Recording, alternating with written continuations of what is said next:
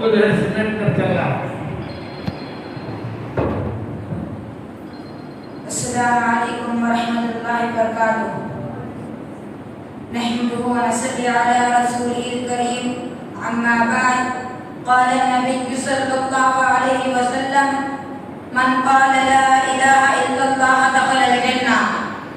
مشفق اساتذہ کرام، میرے دینی بھائیوں اور دوستوں، آج کی میری تقریر کا عنوان ہے کلمہ.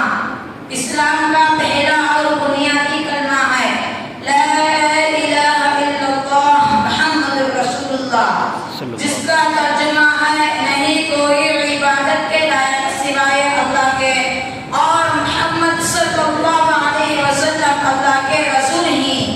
اس کلمے کا نام کلمہ طیبہ ہے. طیب معنی پاک، یعنی یہ کلمہ ہر عیب سے پاک ہے، ہر قسم کے شک و شبہ